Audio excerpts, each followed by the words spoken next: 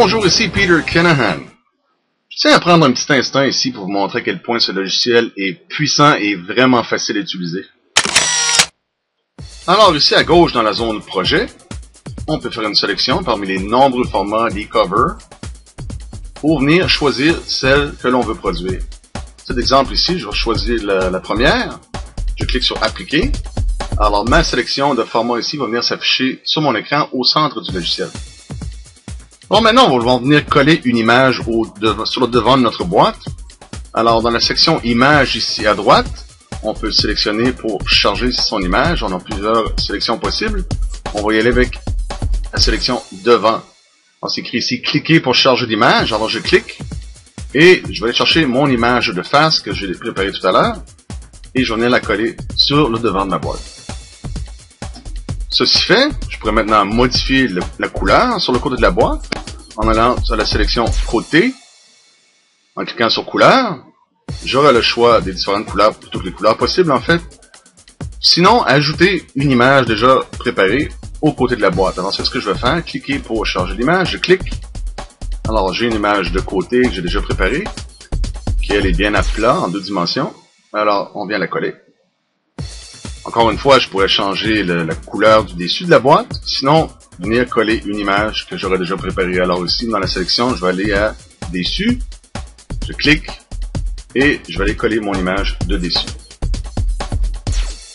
À noter en passant que les images que j'utilise ici à l'intérieur de notre exemple, voir l'image de face, de dessus, de côté, ces images font partie d'un pack de nombreux kits de templates qui sont présentement inclus en bonus avec le logiciel.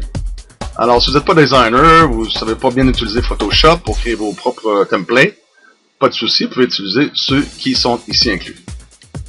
Et bien que les templates que j'utilise ici arborent du texte, il va de soi que les templates qui sont inclus sont sans texte, alors j'ai du texte ici simplement à titre d'exemple. Alors, vous pouvez évidemment mettre vos propres textes sur les templates. Maintenant, on va pouvoir s'amuser à peaufiner notre image en se servant des outils qui se trouvent ici en bas. Vous voyez la languette ici reflet, la languette ombre et la languette objet. Alors, on a des options ici, sélection de dégradé et d'accent de lumière. Mais de par la qualité des templates que j'utilise ici, on n'aura pas besoin de se servir de ces sélections. Alors, je les réduis tous les deux à 0. Il reste toutefois que mon reflet sous la boîte est beaucoup trop long. On va aller ici sous la languette reflet. Et je vais en réduire la longueur. Bon, voilà qui est peut-être un peu trop court. On va l'allonger encore un petit peu. Maintenant, je pourrais vouloir que mon reflet reflète davantage ce qu'on voit sur la boîte.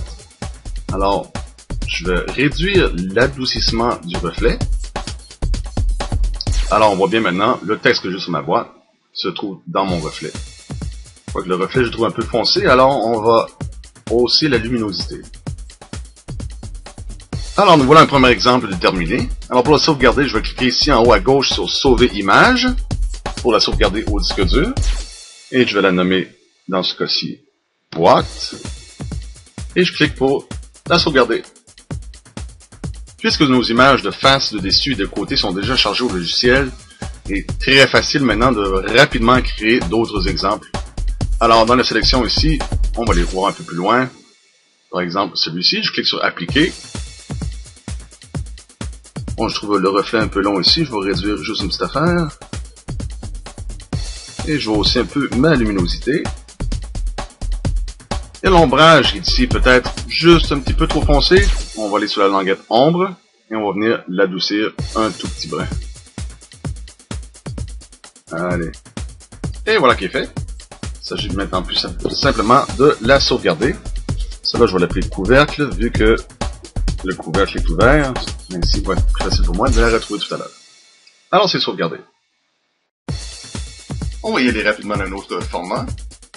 J'ai quelques formats de e-book ici.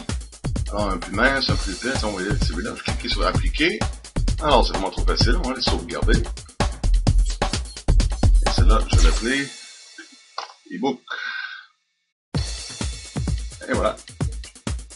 Alors, on y va rapidement d'un autre format. Ici, un format style magazine, ce qui serait parfait pour un rapport ou une lettre d'information, par exemple. Alors, je vais sauvegarder. Et celui-ci, je vais le nommer lettres. Voilà, tout de suite un autre format. Alors, je clique sur la petite flèche. Alors, ici, on a par exemple une boîte avec un CD. Alors, cliquez sur Appliquer. On va mettre ça dans la fenêtre. On n'a pas encore vu le CD. Alors, dès que ça s'affiche, alors dans mes images ici, devant, je vais cliquer sur la flèche et je vais aller à disque. Je vais cliquer pour charger mon image. Et je vais aller dans mon image préparée pour le CD. Et elle va remplacer ici le fond bleu devant ma boîte. Alors, il reste un truc par exemple, c'est qu'on voit que le centre plastique prend une bonne part de mon graphique. Alors, si je clique ici en bas sur disque grande superficie, alors je coche la case, on voit un petit trou ici, on va voir davantage un peu notre graphique pour notre CD ou DVD. Alors encore une fois, je sauvegarde et on va l'appeler celui-ci disque. Et je sauvegarde. Puisque mon image de CD, bon je devrais dire de disque compact en bon français, est déjà chargée au logiciel, il est facile d'aller sélectionner un autre format, eCover, qui se sert d'un disque par exemple ici. On a le boîtier de DVD avec le disque devant. Alors, sauvegarder, celui-ci je vais l'appeler simplement DVD. On va y aller maintenant d'un tout petit dernier. Tiens, celui-ci par exemple, iPhone ou iPhone. Et je sauvegarde. Je vais appeler celui-ci iPhone.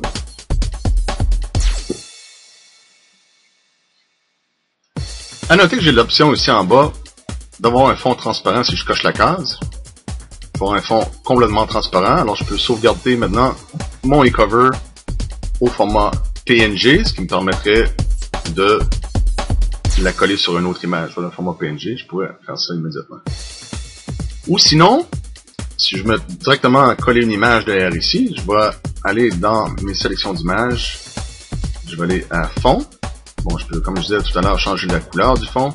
Sinon, ajouter simplement une petite image que j'ai d'ailleurs déjà préparée ici. Et on va ici enlever le fond transparent pour que notre image apparaisse. Et c'est aussi simple que ça. Nous avons maintenant le iPhone on the beach. Pour vite terminer maintenant, jetons un rapide coup d'œil au eCover qu'on vient tout juste de créer. Alors voici l'eCover de la boîte qu'on a créée tout à l'heure. Elle est aucunement retouchée ici, c'est vraiment tel que je l'ai créé tout à l'heure. Alors elle est bien claire, bien nette, donc un eCover de qualité professionnelle qui réalise bien avec ce qu'on arrive à faire avec Photoshop.